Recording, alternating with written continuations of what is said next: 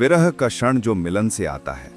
काशी के पवित्र तट पर, जहां गंगा का जल ज्ञान की धारा के साथ बहता था और जहां हर श्वास में वेदों की अनुगूंज सुनाई देती थी, वहीं महर्षि विश्वामित्र का शिष्य उदय अपने जीवन के नए अध्याय में प्रवेश कर रहा था। विवाह के बाद उसके जीवन में शांति और सौंदर्य का वास था। उसकी पत्नी सौम्या न केवल रूपवती थी, बल्कि अत्यंत सात्विक भी। दोनों के बीच प्रेम किसी सांसारिक आकर्षण से परे था। वह एक साधना थी, एक यज्ञ था। फिर भी उदय के भीतर एक गहरा प्रश्न धीरे धीरे आकार ले रहा था। एक ऐसा प्रश्न जिसे वह किसी से कह नहीं पा रहा था, पर जो हर मिलन के बाद उसकी आत्मा को झकझोर देता था। हर बार जब वे दोनों प्रेम के उच्चतम क्षण तक पहुंचते, जब देह और चेतना का विलय होता, जब सांसें एक दूसरे में घुल जाती, तभी एक अजीब सा खालीपन जन्म लेता। वह क्षण जब वीर्य का विसर्जन होता, जब जीवन ऊर्जा बाहर की ओर प्रवाहित होकर सृष्टि के बीच को रचती, उसी क्षण दोनों के बीच जैसे कोई अदृश्य दीवार खड़ी हो जाती।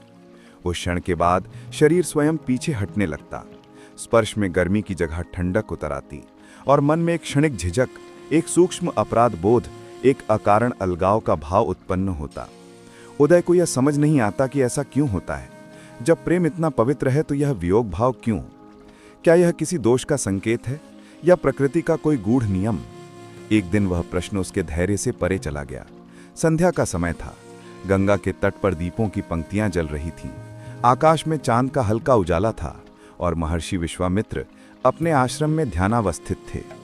उदय आकर उनके चरणों में प्रणाम किया और धीमे स्वर में पूछा, गुरुदेव, प्रेम तो शिव और शक्ति का संगम है, फिर इस दिव्य मिलन के बाद यह अलगाव क्यों? जब हम पूर्णता का अनुभव करते हैं, तब यह रिक्तता क्यों जन्म लेती है? क्या यह किसी दोष या दुर्बलता का परिणाम है या स्वयं सृष्टि का स्वभाव है? महर्षि ने अपनी नेत्र झपकती दृष्टि उदय पर डाली, वह दृष्टि जिसमें करुणा भी थी और अनंत ज्ञान का भार भी। उन्होंने कहा, वत्स उदय, तुमने आज एक ऐसा प्रश्न पूछा है जो केवल मनुष्य के नहीं, संपूर्ण ब्रह्मांड के रहस्य से जुड़ा है। यह प्रश्न वही है जो सृष्टि के प्रथम क्षण में स्वयं ब्रह्मा ने अनुभव किया था।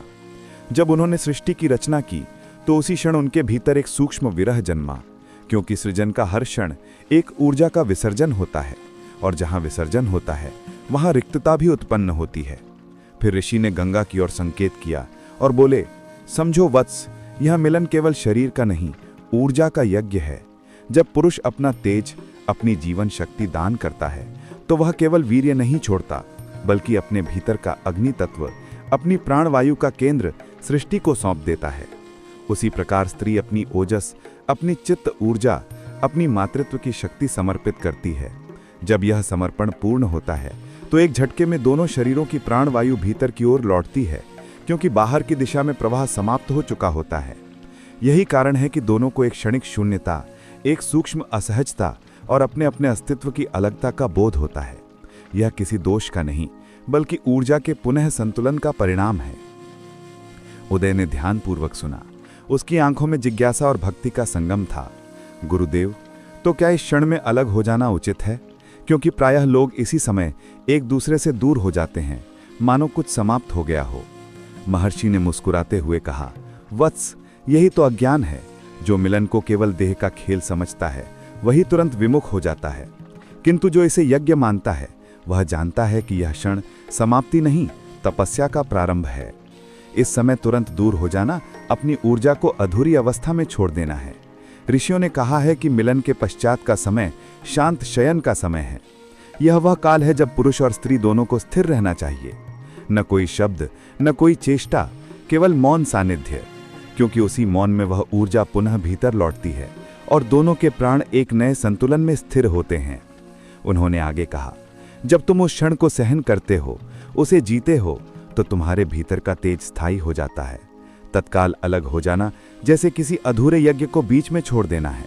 यह शरीर को थकाता है और मन को विचलित करता है, किंतु यदि तुम उस ऊर्जा को शांत आलिंगन में बंद नेत्रों से एक दूसरे की सांसों की गति से पुनः समाहित होने देते हो, तो वही मिलन तुम्हें आत्मा तक पहुंचा देता है।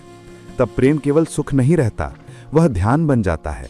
उस क्षण की स्थिरता में ही तुम्हें उस परम मिलन का अनुभव होता है जहां शिव और शक्ति एक हो जाते हैं। उदय की आंखों से आंसू बह निकले। उसने अनुभव किया कि उसका प्रश्न अब केवल ज्ञान का नहीं, आत्मानुभूति का हो गया है। उसने गुरु के चरणों को स्पर्श किया और प्रण किया कि वह इस शांत शयन के अनुशासन को अपने जीवन में उतारेगा। समय बीता, ऋतुएं बदलीं और उदय ने उस ज्ञान को अपने जीवन में अपनाया।